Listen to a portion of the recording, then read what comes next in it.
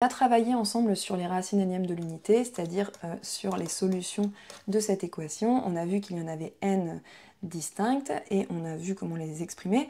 On va maintenant résoudre cette équation, z puissance n égale z0, avec z0, un complexe quelconque non nul, parce que si z0 égale 0, vous avez une seule solution qui est 0. C'est-à-dire qu'on va chercher en fait les racines énièmes de z0. On va s'inspirer du travail qu'on avait fait pour n égale 2.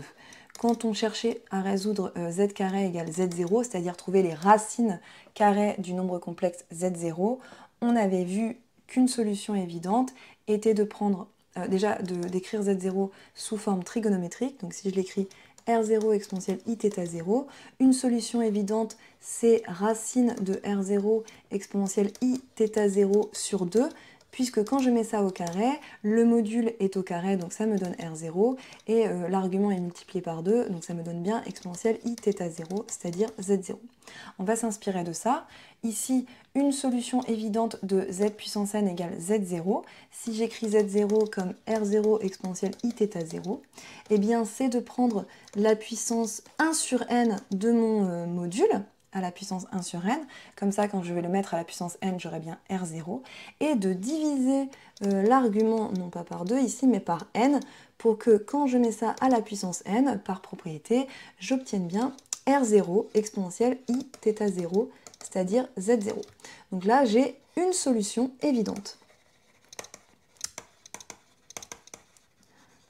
En faisant ça, j'obtiens donc une solution. On va voir en fait qu'il y en a exactement n, des racines énièmes de z0, et en fait on va les exprimer en fonction des racines énièmes de l'unité. On va tout de suite énoncer le théorème.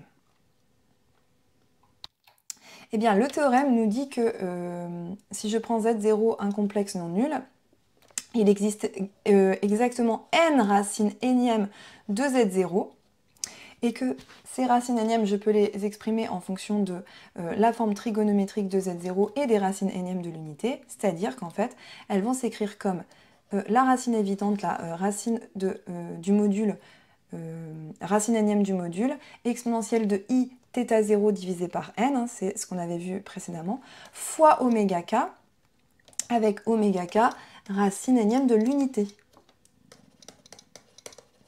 Ce qu'on a noté tout à l'heure, oméga k, c'est-à-dire exponentielle de zi pi sur n, et avec k qui varie, encore une fois, de 0 à n-1. Alors on va démontrer ce théorème. Posons b égale notre solution entre guillemets évidente, on l'a fait dans l'introduction. Si je mets b à la puissance n, je retombe bien sur z0. Et maintenant, en fait, on va se ramener à une équation du type z puissance n égale 1. C'est-à-dire, donc ce qu'on veut, on va travailler par équivalence, ce qu'on veut c'est résoudre z puissance n égale z0, et bien ça c'est équivalent à z puissance n égale b puissance n, puisqu'on vient de démontrer que b puissance n c'était égal à z0. Et b c'est quelque chose qui n'est pas nul, puisque ici R0 n'est pas nul, puisque Z0 n'est pas nul. Donc je peux diviser par b. J'obtiens donc cette équation, z sur b à la puissance n égale 1, c'est-à-dire que z sur b est une racine énième de l'unité. Et on les connaît, les racines énièmes de l'unité, c'est les oméga k pour k allant de 0 à n-1. Donc je sais qu'il existe k appartenant à 0 à n-1, tel que z sur b égale oméga k, autrement dit, z égale b fois oméga k pour k entre 0 et n-1, ce qui est bien la forme annoncée. On va voir tout de suite un exemple. Je vais vous demander de déterminer et dessiner les complexes z, tels que z puissance 4 égale 9 racine de 3 sur 2 plus 9 sur 2i.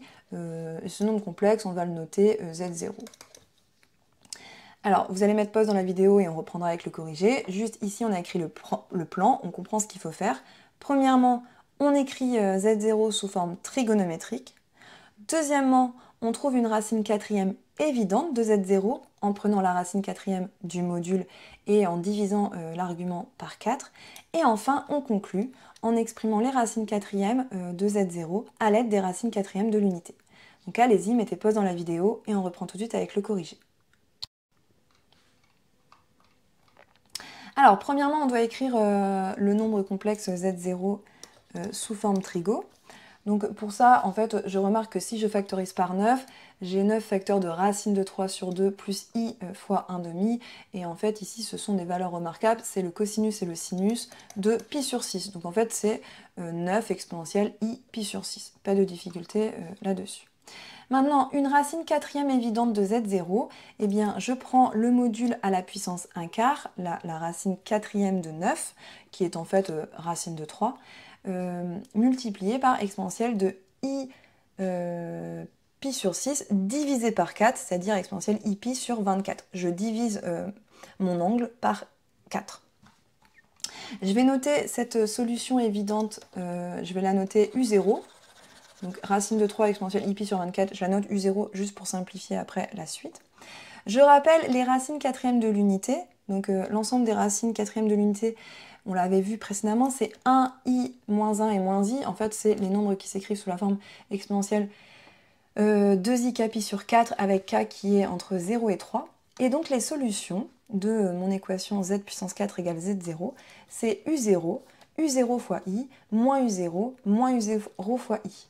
Si je représente graphiquement, en fait, ce que j'obtiens, donc U0, je la place là, j'ai un angle de pi sur 24, et un module égal à racine de 3, bien en fait, pour obtenir les autres racines, en fait, je suis en train de tourner autour de mon cercle, en fait, avec ici, en fait, en effectuant des rotations d'angle pi sur 2 à chaque fois, c'est-à-dire 2 pi sur 4, puisque je multiplie par les racines quatrièmes de l'unité. Donc j'obtiens U0, U0 fois i en faisant une rotation de pi sur 2, moins U0 en refaisant une rotation de pi sur 2, et enfin moins U0 fois i, j'ai 4 solutions.